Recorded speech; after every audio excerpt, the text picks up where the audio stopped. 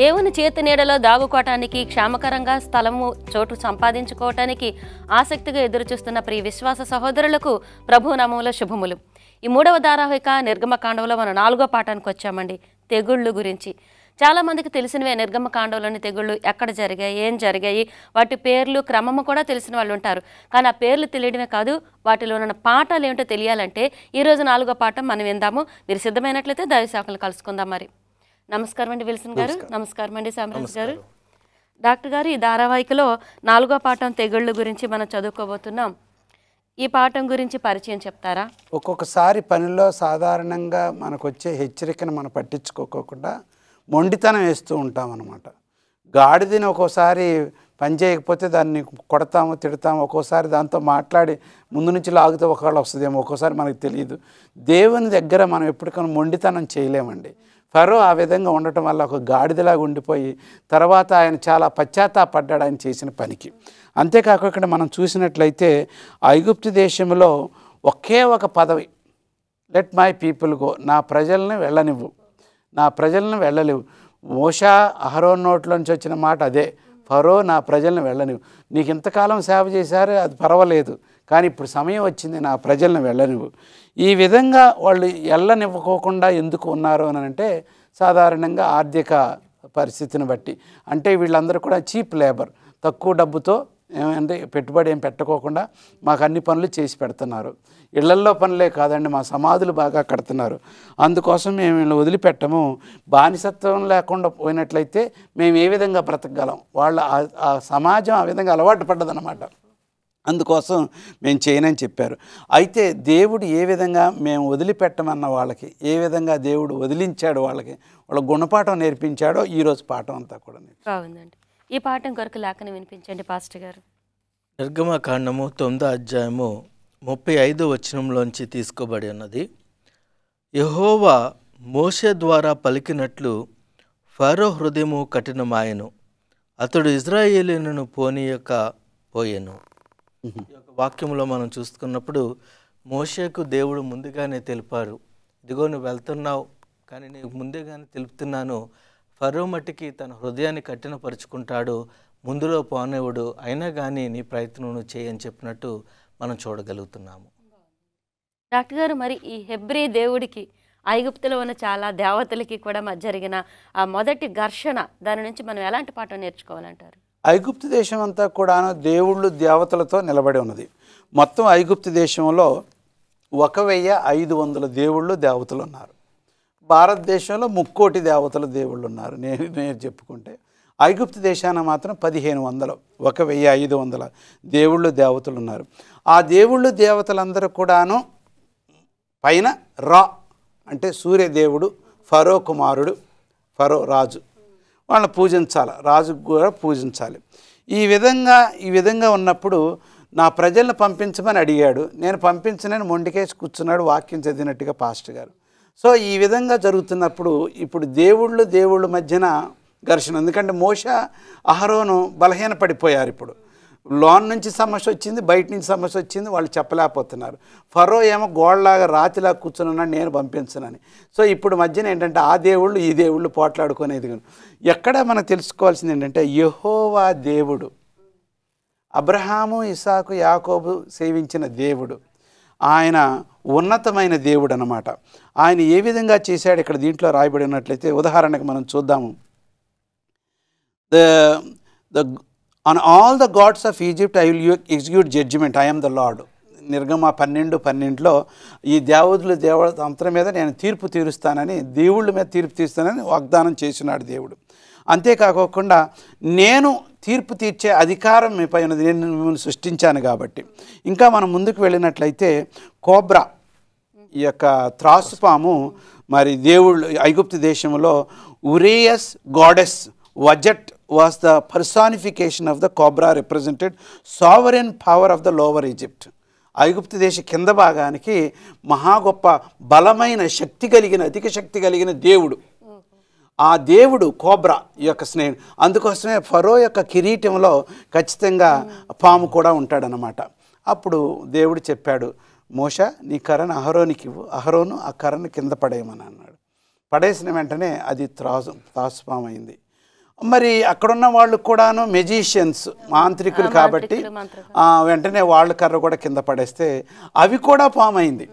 ఎందుకు పామైంది గమనించవలసింది ఏంటంటే, సాతానుడు కూడాను పరలోకంలో ప్రభు సన్నిధిలో ఉన్నాడు కాబట్టి కొంతవరకు దేవుని శక్తిని తట్టుకోవటానికి, దేవుని ఎదిరించడానికి పరలోకపు శక్తి ఆయనకు కూడా కొంతవరకు ఉన్నది. సిలువకు ముందు చాలా పరలోకం వెళ్ళే అవకాశం ఉంది. యోబు గ్రంథంలో పరలోకం వెళ్ళాడు మన తరపున రాయబారిగా. సిలువ తర్వాత సమాప్తం ఆయన అన్నప్పుడు ఆయన పవర్ అంతా తగ్గిపోయింది. ఇప్పుడు దేవుడు అధికారం తీసేశాడు. సో అప్పుడు కర్ర వేసినప్పుడు అవి కూడా పాములయ్యాయి. కానీ విచిత్రమైనది ఏంటంటే, అక్కడ మనం చదివినప్పుడు 7వ అధ్యాయం 9 నుంచి 12 వరకు ఎప్పుడైతే ఆ పాములు ఉన్నాయో, ఈ యొక్క మోషే యొక్క కర్ర యొక్క పాము అన్నిటిని కూడా మింగివేసినట్టు చూసింది. అది ఆశ్చర్యం వేసింది. ఫరో ఆ యొక్క పాము, it is symbol of his crown, sign of his power, deity, royalty, divinity, authority, ఇన్ని ఉన్నాయి ఆ యొక్క పాములో. ఆ పామును మింగేసేసరికి కొంచెం అక్కడున్న మాంత్రికులకి, సహరాధిపతులకి, నాయకులకి, ఫరోకు కూడాను కొంచెం భయం వేసిందనమాట. అప్పుడు తిరిగి మళ్ళీ అహరోను తన తోక పట్టుకున్నప్పుడు ఆ కర్ర తిరిగి అయినట్లుగాను, మన దేవుడు ఇంత గొప్పవాడు, మరి మీ దేవుడి కంటే మా దేవుడు గొప్పవాడని నిరూపించారు. దేవుని యొక్క యాజకులుగా, దేవుని దగ్గర రాయబారులుగా వాళ్ళు మన దేవుడు యెహోవా దేవుడు గొప్పవాడని నిరూపించాడు. ఈ తర్వాత ఇంకొంతకాలానికి ఈ విధంగా జరుగుతున్న తర్వాత మళ్ళొకసారి హెచ్చరిక ఇచ్చి, ఇదిగో మీరు మా మాట వింటలేదు కాబట్టి నా ప్రజలను విడిపించమని ఆఖరికి హెచ్చరిక ఇచ్చి వచ్చారు. కానీ ఆయన మాత్రం ఏమాత్రం కూడాను నేనే బలమైన వాడిని, నాకు చెప్పగలిగే ఎవడు కూడా మానవుడు లేడని ఫరో కొంచెం గాండ్రించి గొప్పగా చెప్పడం జరిగింది. బాగుందండి. అంటే ఇది చాలా ఆశ్చర్యకరం. ఇంతవరకు మనుషులే మాట్లాడుకున్నారు, కానీ ఇప్పుడు డైరెక్ట్గా దేవుడితో పాటు వాళ్ళ దేవతలు అందులో ఇన్వాల్వ్ అయినట్టు మనకు కనిపిస్తుంది. ఇంకా చాలా మనకి సమాచారం పాటల్లో ఉంది. చిన్న విరామం తీసుకుందామండి. చూస్తున్నారు కదా, చిన్న బ్రేక్ తర్వాత ఇంకా ఈ తెగుళ్ళ గురించి వివరంగా తెలుసుకుందాం. ప్రేక్షకులకి 4వ పాఠంలోకి స్వాగతం. తెగుళ్ళ గురించి ఇంకా వివరంగా తెలుసుకుందాం. ఐగుప్తులో జరిగింది ఏమిటో చూద్దాం. మాస్టర్ గారు, కఠినపరచబడిన హృదయం అది మనం వాక్యంలో కూడా చదువుకున్నాం కదా, మూలవచనంలో. దాని నుంచి మనం ఎలాంటి పాఠం నేర్చుకోవాలంటారు చెప్పండి. యొక్క హృదయాన్ని కఠినపరచుకోవటం అన్నది ఫరో దగ్గర మనము చూస్తూ ఉంటాము. కొన్ని వాక్యాలు చదివినప్పుడు మనకి గమ్మున అనుమానం వచ్చేది ఏంటంటే, దేవుడు హృదయాన్ని కఠినపరుస్తానన్నాడు, దేవుడే కఠినపరిచి దేవుడే శిక్షిస్తాము అంటే దేవుడు సమస్తాన్ని కూడా నడిపిస్తూ వారిని కొంతమంది మంచివారిగాను కొంతమంది చెడ్డవారిగా ఆయన విభజిస్తాడని అనుకుంటూ ఉంటాము. కానీ ఈ యొక్క హృదయాన్ని కఠినపరచటము అన్న విషయంలో చూసుకున్నప్పుడు ఈ యొక్క తెగుళ్ళు 5 అయ్యే వరకు కూడా ఫరో తనంతట తాను హృదయాన్ని కఠినపరుచుకున్నాడు. దేవుడు దానికి ఏమీ చేయలేదు. కానీ 6వ తెగు వస్తున్న సమయం నుంచి కూడా చూసుకున్నప్పుడు ఇంకా ఆయన తీసుకున్న తీర్మానానికి దేవుడు వస్తు పలికి దానికి అంగీకారంగా తన యొక్క హృదయాన్ని కఠినపరిచినట్లు మనం చూడగలుగుతున్నాము. పరిశుద్ధ లేఖనములో ఎక్కడైనా కానీ దేవుడు మరి శిక్షిస్తున్నాడు, లేకపోతే శిక్ష అంటే ఆయన కొంతమందిని ఒకలాగా చూస్తున్నాడంటే అది ఎక్కడ కూడా ఉండదండి. ఉదాహరణకు శోధనలు వచ్చేటప్పుడు అపోస్తలుడైన పౌలు అంటాడు, దేవుడు నన్ను శోధిస్తున్నాడు అనొద్దు, దేవుడు శోధించేవాడు కాదు అనేసి చెప్తూ ఉంటారు. అంతేకాకుండా మరి సౌలు దగ్గర కూడా వచ్చినప్పుడు దేవుని దగ్గర నుంచి దురాత్మ వచ్చింది అనేసి ఆ వాక్యం తీసుకుని ఇదిగో దేవుడే దురాత్మను పంపిస్తున్నాడు అనేసి అంటూ ఉంటారు. ఈ భాగం ఈ యొక్క సందర్భంలో చూసుకున్నప్పుడు ఎక్కడా కూడా దేవుడు తన యొక్క తీర్మానాన్ని బలవంతంగా మానవుల మీద వేయరు. మానవులు తీసుకున్న తీర్మానం మీదే దేవుడు తన యొక్క నిర్ణయం తీసుకుని కొనసాగిస్తాడని మనం చూడగలుగుతున్నాం. ఇక్కడ ఒక ఉదాహరణ మనకి ఇవ్వబడి ఉన్నది. మనకి ఇప్పుడు వెన్నను మనం తీసుకుని ఒక మట్టి గడ్డను మనం తీసుకుని రెండాట్లను కూడా ఎండలో పెట్టామనుకోండి, వెన్నేమో అది నెయ్యి కరిగిపోతుంది. అదే రీతిగా ఈ యొక్క మట్టి గడ్డ చూసుకున్నప్పుడు బిగిసిపోతుంది. ఇప్పుడు దానికి ఎండను మనం నిందించలేము, ఎందుకంటే దాని పని ఎండ చేసుకుంటుంది. కానీ ఇక్కడ మట్టికి వెన్నకి కానీ నెయ్యికి కానీ ఉన్న స్వభావం ఏంటంటే, నెయ్యికున్నది వెన్నకున్నది అంటే కరిగిపోయే స్వభావం, ఇది బిగిసిపోయే స్వభావం. దాన్ని బట్టి మనం ఎండని ఏమి అనలేము. అలాగే ఇక్కడ కూడా మనం ఎలాంటి స్వభావం కలిగి ఉంటున్నామో దాన్ని బట్టే దేవుని యొక్క కార్యక్రమంలో కూడా వెళ్తాయని మనం ఇప్పుడు కూడా ఆలోచన చేసుకోవాలి. అవునండి, చాలా స్పష్టంగా చెప్పారు. అదే చాలా మంది ఏంటంటే దేవుడే కఠినపరిచి దేవుడే శిక్షిస్తున్నాడు అని అనుకుంటారు. ఇంకా ఇక్కడ చూసినప్పుడు మనకు అర్థమవుతుంది ఏంటంటే 9 సార్లు ఫరో తన హృదయాన్ని కఠినపరుచుకున్నాడు అని ఉంది. ఆ తర్వాత 9 సార్లు దేవుడు దానికి అవును కొనసాగింపుగా చేశాడని చెప్పొచ్చు. డాక్టర్ గారు, మరి మొదటి 3 తెగుళ్ళు ఏమిటి, వాటికి ఫరో ఎలా స్పందించాడంటారు? ఇది ఇక శిక్షకు మొదలుపెట్టాడు. ఇప్పటి వరకు ఓర్పుతో చాలా రోజులు గడిచిపోయాయి, పరిస్థితి ఇంకా దిగజారిపోవచ్చు అన్నది. మరి దేవుడు ఇక పనికి మొదలుపెట్టాడు. మొట్టమొదటి తెగులు ఐగుప్తు దేశం మీదకి వచ్చింది. ఈ 10 తెగుళ్ళు అనేవి ఐగుప్తు దేశపు దేవుళ్ళు దేవతల మీద. ఇది చాలా ప్రాముఖ్యమైనది. యెహోవా దేవుడు ఐగుప్తు దేశపు దేవుళ్ళు దేవతల మీద. ఈ దేవుళ్ళు దేవతలు సృష్టికి సంబంధించిన వారు, మానవుడు కనిపెట్టిన వాళ్ళు, ఎన్నో సంవత్సరాల నుంచి వాళ్ళ మీద నమ్మకం పెట్టుకొని బ్రతుకుతున్న వాళ్ళు ఇప్పుడు యెహోవా శక్తి ఏంటో చూపిస్తున్నాడు అనమాట. మొట్టమొదటి రక్తము. ఐగుప్తు దేశంలో హపి దేవత, ఈ దేవత నైలు దేవత అన్నమాట. దాంట్లో నుంచి ఉండటం వల్ల, దానికి సంబంధం కలిగి ఉండటం వల్ల నీరులో నీకు జీవితం కలుగుతున్నది. హప్పి వల్లనే పూజించటం వల్ల నీకు ప్రాణం కూడా పుట్టుకొస్తుంది. అంటే బిడ్డలు కలగాలని అంటే దాంట్లో వచ్చి స్నానం చేయాలి రోజు కూడా. అలాగనే హత్షెప్సూటు ప్రతి వారం కూడాను వచ్చి ఆ నైలు నదిలో, ఎందుకంటే దానికి బిడ్డలు కావాలని కోరుకొని దేవుడి ఏర్పాటు కోసం చూసుకున్నది అనమాట. రెండవ తెగులు అంటే నీరు నైలు నది నీరంతా కూడాను రక్తంలాగా మారింది. అంటే ఐగుప్తు అంతా కూడాను వాసన వచ్చింది. ఎడారి ప్రాంతం కదండి, ఆ నైలు నదే వాళ్ళకి జీవం పోసేది. అదే పోయినట్లయితే ఇంకంతా పోయినట్లే. అంటే హప్పి దేవుడిని ఓడిపోయాడు అనమాట. రెండవది మనం చూసినట్లయితే మరి ఫరో ఆయన హృదయం కఠినపరుచుకున్నప్పుడు ఇక్కడ రెండవది ఫ్రాగ్ అంటే కప్పలు హెకెట్ HEQET అనేది ఈ యొక్క ఖచ్చితంగా ఈ యొక్క దేవుడు ఫ్రాగ్ ఈ యొక్క ఖచ్చితంగా నైలు నదిలో జీవించేవాడు అనమాట. ఈ యొక్క ఫ్రాగ్ వల్ల అందరికి కూడాను ఎప్పుడు కూడాను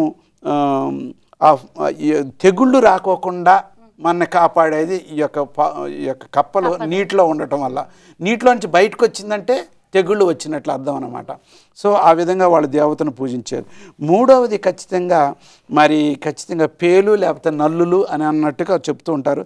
ఇన్సెక్ట్ టిక్ అని అంటారు కొన్ని సందర్భాల్లో. ఇది ఐగుప్తు దేశంలో ఇది చాలా ప్రమాదకరమైనది అన్నమాట. దీన్ని పంపించాడు ఆ దేశం మీదకి. పంపించినప్పుడు వాళ్ళందరూ కూడా చాలా దురదతో చికాకు పడి ఉన్నట్లుగా కనపడుతుంది. వీటిని అన్నిటి ద్వారా వాళ్ళకి నేర్పించేది ఏంటంటే దేవుని హస్తము, కోపముతో కూడిన దేవుని హస్తము ఐగుప్తు మీద పడింది యెహోవాది. అది ఇశ్రాయేలీలు తెలుసుకున్నారు, ఐగుప్తు దేశంలో కూడా గమనించారు. కానీ ఫరో మాత్రం తన మనసును కఠినపరుచుకున్నాడు. ఎందుకంటే ఐగుప్తు దేశం కూలిపోద్ది కాబట్టి, బానిసలు లేకోకుండా. పాస్టర్ గారు, మరి ఈ 3 తెగుళ్ళ గురించి మనం తెలుసుకున్నాం. తర్వాత మరి 4, 5, 6 తెగుళ్ళు అవేంటి, వాటి పేర్లు ఏంటి, వాటి గురించి కొంచెం చెప్తారా? అందులో అసలు ప్రాధాన్యత ఏమైనా ఉందా? ఇప్పటివరకు సారు చెప్పిన రీతిగా తెగులు విషయంలో మనం చూసుకున్నప్పుడు వారి యొక్క దేవతలకు దేవులకు గుర్తుగా మనం చూస్తున్నాము. 3వ తెగు మనం చూసినప్పుడు అది పేలు అనేసి అన్నారు. దానికి ఉచ్చెట్ అనే ఒక దేవతకి సంబంధించి, మరి ఆ దేవత సూర్యోదయము లేకపోతే సృష్టి లేకపోతే తిరిగి పునర్జన్మ కోసము గుర్తుగా ఉన్నట్లు మనము చూడగలుగుతున్నాం. అలాగే 4వ తెగును మనం చూస్తున్న సమయంలో ఈగల గుంపులు అని మనం చూస్తూ ఉంటాము. 5వది మనం చూసుకున్నప్పుడు పశువుల మంద మీద జంతువులు చిహ్నముగా మనం చూస్తున్నాము. 6వది మనం చూసుకున్నప్పుడు మోషే ఆ బూడి తీసుకుని ఆకాశంలోకి విశాలంలోకి వేసినప్పుడు ప్రతి ఒక్కరికి కూడా పొక్కులు రావటం అనేది మనము చూస్తున్నాము. ఇవన్నీ కూడా ఒక్కొక్క తెగుకు మనము చూస్తున్న సమయంలో మరి ఇప్పటి వరకు కూడా మనం తెలుసుకున్న రీతిగా ఒక్కొక్క దేవతకు ఒక్కొక్క దేవుడికి వారికి సంబంధించినవి, వారు అప్పుడు వరకు కూడా మమ్మల్ని రక్షిస్తున్నవి, మమ్మల్ని కాపాడుతున్నవి, మమ్మల్ని విడుదల కలుగ చేసేవి ఇవి అని వారు అనుకుంటున్నారు. కనుక దేవుడు వాటిల్ని ప్రస్తావనలో తీసుకొని వాటిల్నే వారి మీదకి పంపించి ఇవి కేవలము సృష్టించబడినవే, ఇవి దేవుళ్ళు కాదు, దేవతలు కాదు, మిమ్మల్ని కాపాడటానికి నిజమైన దేవుడిని నేను అని దేవుడు వారికి అక్కడ ఏర్పాటు చేసుకుంటున్నట్లు మనం చూస్తున్నాము. అయితే ఈ యొక్క అన్ని విషయాల్లో కూడా మనం చూసుకున్నప్పుడు ఈ యొక్క పశువులు అన్నది చాలా ప్రాధాన్యతను వీరు చూపెడతా ఉంటారు. ఆ పశువును ఒక దేవుడిగా చూస్తారు కాబట్టి వారు హింసించటానికి కానీ లేకపోతే వారు వాటిని చంపటానికి కానీ ప్రాధాన్యత ఎక్కువ ఇవ్వటానికి ఆస్కారం లేదు. సో అందుకని ఈ విషయంలో కూడా మనం చూస్తున్నప్పుడు దేవుడు వీరు బలార్పణలు ఇచ్చుకుంటారనుకున్నప్పుడు అక్కడ ఆస్కారం ఇవ్వలేకపోవటానికి కూడా కారణం ఒకటిగా మనం చూడగలుగుతున్నాము. వీళ్ళు బలి ఇవ్వటానికే వెళ్తామంటున్నారు కాబట్టి ఇవ్వటానికి వాళ్ళు అనుమతిని ఇవ్వట్లేదు. చిన్న విరామం తీసుకుందామండి. చూస్తున్నారు కదా, చిన్న బ్రేక్ తర్వాత ఇంకొంచెం పాఠం చివరిలోకి వెళ్దాం. ప్రేక్షకులకు పాఠం చివరి భాగంలోకి మరొకసారి స్వాగతం. డాక్టర్ గారు, ఇప్పుడు చదువుకున్నాం తెగుళ్ళ గురించి అంతా కూడా. ఇంక ఇందులో మరి వడగళ్ళు, తర్వాత మిడతలు, చీకటి, వీటికి ఏమైనా ప్రాధాన్యతలు ఉన్నాయి? వీటికి ఐగుప్తీయుల స్పందన ఎలా ఉందంటారు? ఇప్పుడు వచ్చేవన్నీ కూడాను వాళ్ళు కనీసం నీరు గురించి, వాళ్ళ శరీరం గురించి, ఇప్పుడు ఈ మాత్రం వాళ్ళు భోజన పదార్థాలు కూడా పూర్తిగా తీసివేసి భవిష్యత్తు లేకుండా చేసే తెగుళ్ళ ఉన్నాయి. ఉదాహరణకి నట్, ఐగుప్తు దేశపు దేవత ఆకాశ విశాలం అన్నమాట. అదంతా కూడా చీకటి కమ్మిపోయింది. ఒసిరిస్ అనేది గాడ్ ఆఫ్ ద క్రాప్స్, యొక్క పంటలు పండించే ఆ దేవత కూడాను ఏమి పని చేయలేకపోవటం వల్ల వాళ్ళు చాలా దిగ్భ్రాంతులు అయ్యారు. ఏంటి ఇట్లా జరుగుతుందని. దేవుడు ఎప్పుడు కూడాను ఫరో మారతాడు, వాళ్ళని క్షేమంగా పంపిస్తారు, ఇంత నష్టం అవసరం లేదన్నట్టు దేవుడు ఎదురు చూశాడు కృపను బట్టి. కానీ ఆయన కఠినపరచుకోవటం అనేది ఇవన్నీ నేర్పించడం ద్వారా, అంటే ఈ దేవుళ్ళు దేవతలు మనకు అవసరం వచ్చినప్పుడు వాళ్ళు పనికిరాని వాళ్ళు, నిజమైన దేవుడు యెహోవాని తెలుసుకుంటారని ఐగుప్తు తెలుసుకోవడానికే ఇది నేర్పించారు. కానీ వాళ్ళు హింస చూసి సంతోషపడే దేవుడు మాత్రం కాదు. మూడవది, ఐగుప్తు దేశంలో వార్ అండ్ స్టామ్, డిజార్డర్. ఆ దేవత పేరు సెత్. ఐసిస్, షూ అనే దేవత అంటే అట్మాస్ఫియర్. ఈ యొక్క ఆకాశ విశాలంలో అంతా కూడాను మరి చాలా ఘోరంగా మారిపోయినట్లుగా, భయంతో, ఉరుములు మెరుపులతో, చీకటితో నిండి ఉండటం చూశారు. ఆఖరిది 10వది యొక్క ఫరో యొక్క కుమారుడు, ఆ యొక్క సూర్యదేవత. ఆ దేవతే మళ్ళా సూర్యుడు చీకటి కమ్మటం అనేది చూసి, 3 రోజులు చీకటి కమ్మటం చూసి సూర్యుడు ఏమీ చేయలేకపోతున్నాడని తెలిసి అప్పుడు ఫరో ఇక లాభం లేదు, మా దేవుళ్ళందరి పనికిరారు మోషే యొక్క దేవుడు ముందు అని వాళ్ళు అర్థం చేసుకున్నారు. దీని అంతటిని వల్ల దేవుడు మనకేం చెప్తున్నాడంటే, దేవుడితో మనం పోట్లాడి గెలవలేము. కొత్త నిబంధన ఆదికాండంలో యాకోబు పోట్లాడటానికి ప్రయత్నించాడు, గెలవలేకపోయాడు. అప్పుడు నువ్వు ఇక్కడి నుంచి పాతనే యాకోబు మోసగాడివి కాదు, నీ పేరు ఇశ్రాయేలు దేవుడు పోరాడు. ఇక్కడ అప్పుడు ఫరో తెలుసుకున్నాడు, ఇక మనం దేవునితో పోట్లాడలేదు. రెండవది, ఫరోలో ఉన్న గర్వం అంతా తగ్గిపోయింది. ఇప్పుడు ఇక ఏమి నిస్సాయి స్థితిలో ఉన్న, ఎందుకంటే ఆయన ఆధారపడి ఉన్న మాంత్రికులు, ఈ యొక్క సోది చెప్పేవాళ్ళు, ఇవన్నీ ఎవరు కూడా ఏం పనిచేయాలి. వాళ్ళే చెప్తున్నారు వెళ్ళిపోనివ్వు, వాళ్ళు దేవతలు మనకంటే బలమైన వాళ్ళు, వెళ్ళిపోనివ్వండి వాళ్ళని అని చెప్తున్నారు. కానీ ఆయన ఈ విధంగా చేయటం ద్వారా, how long shall this man be snare at us, ఈయన మనకి భారమైన వాడు, శాపగ్రస్తుడిగా మన ముందు నిలబడ్డాడు మోషే తన అన్నగారు, ఆయన పంపించేసే ఎంతకాలం అని వాళ్ళందరూ కూడా చాలా బాధతో చెప్తూ ఉంటే, అప్పుడు ప్రైడ్ గోస్ బిఫోర్ డిస్ట్రక్షన్ ఏమండి, and hottie spirit before the fall. ప్రసంగి 16వ అధ్యాయం 18వ వచనంలో నాశనానికి ముందు గర్వం నడుచుననేది. ఇవన్నీ రాకుండా తగ్గింపు స్వభావంతో ఒకవేళ ఫరో ఉన్నట్లయితే ఇంకా వేరేగా ఉండనేమో మనకు తెలియదు, అది మనం ఊహించుకోలేము. ఐగుప్తు మహాగొప్ప సామ్రాజ్యం ఒక వారం రోజుల్లో కుప్పకూలిపోయినట్లుగా మనం గమనిస్తున్నాం. చాలా అద్భుతమైన పరిస్థితి. అదే సమయంలో వాళ్ళే తెచ్చుకున్నారు. అది వాళ్ళే. ఈ పాఠంలో మనం నేర్చుకోవాల్సింది ఏమైనా ఉందంటారా పాస్టర్ గారు? ఈ యొక్క 10 తెగులను మనము చూస్తున్న సమయంలో అప్పటి వరకు కూడా మనం ఇప్పటి వరకు కూడా తెలుసుకున్న రీతిగా ఈ యొక్క ప్రజలందరూ కూడా ఈ యొక్క దేవతలకు, దేవుళ్ళకు వారి బానిసలు అయిపోవటం, లేకపోతే వాళ్ళని మొక్కి వారే దేవుడని వారు అనుకోవటం జరిగింది. దేవుడు ఈ యొక్క 10 తెగులను కూడా రప్పించిన విధానంలో మనం చూసుకున్నప్పుడు ఆ యొక్క విగ్రహారాధన అనేది లేకుండా తుడిచిపెట్టడానికి, ఇహలోక సంబంధమైనది ఏదీ కూడా మిమ్మల్ని రక్షించలేదు అని చూపించటానికి దేవుడు ఒక ప్రయత్నాన్ని ఇక్కడ చేసినట్లు మనం చూడగలుగుతున్నాం. దాంతోపాటు దేవుడు మరి ఫరో యొక్క హృదయం దగ్గరికి కూడా మరొకసారి మనం వచ్చినప్పుడు మనం తెలుసుకుంటున్నది ఏంటంటే, దేవుడు ఫరో హృదయాన్ని కఠినపరిచినట్లు మనందరి హృదయాలు కూడా కఠినపరుస్తాడేమో అని మనం అనుకోక్కర్లేదండి. ఎందుకంటే హృదయాన్ని కఠినపరిచేది మనం చేసుకునే ప్రక్రియ చూస్తున్నాం, దేవుని చిత్తం కాదు. ఎందుకంటే మనందరికీ కూడా ఒక స్వతంత్రాన్ని దేవుడు అనుగ్రహించాడు. దీన్నే మనం ఇంగ్లీష్లో ఫ్రీడమ్ ఆఫ్ చాయిస్ అని కూడా, మనం స్వేచ్ఛ అని కూడా మనం చూస్తూ ఉంటాము. దానికి మనంతటికి మనమే ఒక తీర్మానం తీసుకుంటే ఆ తీర్మానాన్ని బట్టే మనము ముందుకు వెళ్తూ ఉంటాము. అంతేకాకుండా ఈ యొక్క అన్ని పరిస్థితుల్లో కూడా మనం చూసుకున్నప్పుడు మనం ఎప్పుడైతే మనం ప్రాయశ్చిత్తపడి దేవునికి సమయం ఇస్తూ ఉంటామో దేవుడు తప్పనిసరిగా మనకు తోడుగా ఉండి మనల్ని నడిపించడానికి ఆయన ప్రయత్నం చేస్తూ ఉంటాడు. ఇలాంటి శిక్షలే మనం ఐగుప్తులో మనం ఎక్కువగా చూస్తూ ఉంటాము. వేరే చోట్ల వస్తాయని చెప్పేటప్పటికి వాళ్ళు భయపడి దేవుని తట్టు తిరిగిన పరిస్థితులు కూడా చాలా మనం గమనిస్తూ ఉంటాం. కనుక మన జీవితంలో ఈ యొక్క ఇబ్బందులు బట్టి, లేకపోతే కష్టాలను బట్టో, లేకపోతే ఏదో అవుతుందని కాదు, కానీ దేవుడు ప్రేమమూర్తి కనుక ఆ ప్రేమను బట్టి మనం ముందుకు వెళ్ళగలిగితే బాగుంటుందండి. డాక్టర్ గారు మీరేం చెప్తారు? అంటే ఈ పాఠాలు మనం ఈ రోజుల్లో అప్పుడెప్పుడో జరిగిన పాఠాలు ఇప్పుడు ఎందుకు నేర్చుకోవాలని అంటే, ఇప్పుడు 10 తెగుళ్ళు ఐగుప్తు దేశం గురించి మనం మాట్లాడుకుంటున్నాము. ఆఖరి రోజుల్లో ప్రకటన గ్రంథంలో 7 తెగుళ్ళు గురించి రాయబడినది. ఆ తెగుళ్ళు ప్రపంచం అంతటా, ఐగుప్తు ఒక్కటే కాదండి, ప్రపంచం అంతటా దేవుని నమ్ముకున్న బిడ్డల మీద, దేవుని నమ్మకోకుండా దేవుని ప్రేమను తిరస్కరించిన బిడ్డల మీద జరగనన్నది. వాటిని ఏ విధంగా ఎదుర్కోవాలి, సిద్ధపాటు కొరకు ఇంకా మన గమ్యం ముగించలేదు, మనలా మనం ఏం జరుగుతుందో ఆదిలో మరలా అంతంలో జరగనన్నది, సాతాను ఇట్లాంటి కార్యాలు చేస్తాడని మనం తెలుసుకొని మెలకువగా ఉండటానికి, మన అజ్ఞానులుగా ఉండకోకుండా, అజాగ్రత్తగా ఉండకోకుండా మెలకువగా ఉండటానికి ఆ 7 తెగుళ్ళు వచ్చినప్పుడు ఎవరెవరు దాంట్లో ఉంటారు, ఎందుకు వస్తాయి ఆ తెగుళ్ళు అనేది చాలా బలమైన పాఠం ప్రకటన గ్రంథంలో ఉంది. కాబట్టి దాని గురించి, సిద్ధపాటు గురించి చెప్తున్నాడు. బాగుందండి.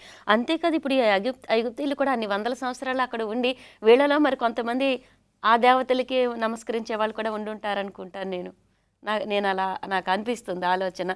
కాబట్టి వాళ్ళకి కూడా యెహోవాయే దేవుడు, కనిపిస్తున్న ప్రకృతి కాదు, భౌతికమైనవి కాదు అని తెలియచేయటానికి ఒక మేలుకరంగానే దేవుడు ఇచ్చాడు. పేరుకి అవి తెగుళ్లే, కానీ ఈ పాఠం వింటున్న ప్రేక్షకులు కూడా ఈ మాట విని అంగీకరించి ఈ లోకపు తెగుళ్ళ నుంచి రక్షించబడి దేవుని నీడలోకి వచ్చేలాగా దీవించండి పాస్టర్ గారు. మహాపరిశుద్ధుడా, మా ఘనమైన తండ్రి, మాకిచ్చిన గొప్ప సమయమును బట్టి మీకు వందనాలు చెల్లిస్తున్నాం.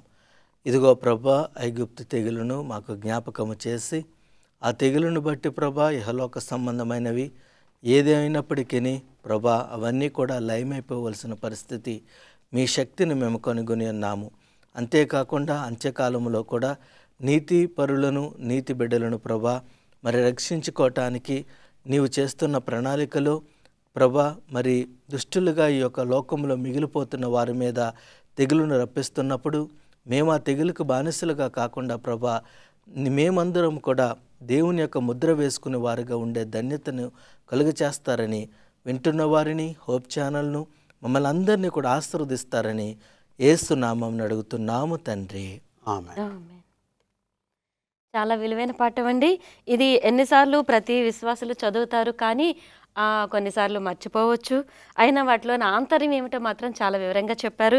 ఎంత వ్యయ ప్రయాసాలకు వచ్చి మా స్టూడియోకి వచ్చి ఈ పాఠాన్ని మాకు చాలా చక్కగా చెప్పారు. చాలా ధన్యవాదాలండి. నమస్తే. తెలుసుకున్నాం కదా ప్రియ సహోదరులరా, ఐగుప్తులో వచ్చిన తెగుళ్ళు ఆ రోజు ఐగుప్తుకి మాత్రమే, కానీ రాబో కాలంలో లోకమంతటా సంభవించబోవు ఆ శ్రమల కాలాన యాకోబు దేవుని, ఇశ్రాయేలు దేవుని రెక్కల నీడలో మనం దాక్కోవడం అనేది ప్రతి ఒక్క విశ్వాసికి అగత్యమై ఉంది. ఎందుకంటే దేవుడు తెగుళ్ళతోనే ఆపేసే దేవుడు కాదండి. తెగుళ్ళు అయిపోయిన తర్వాత తన ప్రజలైన ఇశ్రాయేలుకి ఒక కొత్త పండగనిచ్చాడు, అది పస్కా. ఆ పండగ ఏమిటి, ఎందుకు, అది ఎంతవరకు ఉంది, దాని అర్థం ఏమిటో తెలుసుకోవాలంటే, ఆ పస్కాకి మనకి ఉన్న సంబంధం ఏమిటో తెలుసుకోవాలంటే వచ్చే పాఠంలో మనం కలుసుకోవాలి. అంతవరకు ఎదురు చూస్తూనే ఉండండి. ఈ పాఠాన్ని లైక్ చేయండి, షేర్ చేయండి, సబ్స్క్రైబ్ చేయండి. అంతేకాదు నిర్గమకాండాన్ని, ఈ వాక్యాల్ని మరొకసారి మీరు ధ్యానం చేయండి. క్రీస్తు వాక్యం మీలో సమృద్ధిగా ఫలింపనీయండి.